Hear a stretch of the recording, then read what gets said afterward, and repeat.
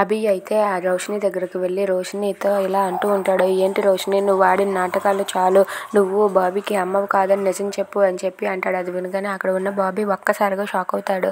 ఇక రోషిని అయితే మౌనంగా ఉంటుంది. అది చూసి అభి అయితే, నీకు విషయం తెలుసా, నేను ఒకప్పుడు పోలీస్ ఆఫీసర్ని, నీతో ఎలా నిజం చెప్పించాలో నాకు తెలుసు అని చెప్పి తన జేబులో ఉన్న రివాల్వర్ తీసి రోషినికి గురిపెట్టి ఇలా అంటూ ఉంటాడు. నువ్వు ఇప్పుడు నిజం చెప్పకపోతే నిన్ను ఎక్కడే చంపేస్తానో చెప్తావా లేదా అని చెప్పి అభి అంటాడు. అది వినగానే రోషిని అయితే చెప్తాను మొత్తం నిజమంతా చెప్తాను, నువ్వు మాత్రం నన్ను ఏం చేయకు బాబీ.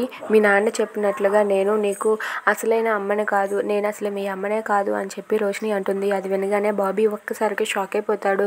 ఏంటి, ఏమంటున్నావు, నువ్వు మా అమ్మని కాదా అని చెప్పి అంటూ ఉంటాడు. అవును, నేను మీ అమ్మని కాదు బాబీ అని చెప్పి అంటుంది. అది విని బాబీ అయితే ఒక్కసారిగా కళ్ళు తిరిగి అక్కడే అలా స్పృహ కోల్పోయి పడిపోతాడు. అది చూసి అభి ఒక్కసారిగా షాక్ అయిపోతాడు. ఇక బాబాయ్ అంటూ ఆ బాబీని అభి వాళ్ళు లేపుతూ ఉంటారు. అది చూసి అక్కడ ఉన్న ఆ రోషిని కూడా లేపుతూ ఉంటుంది.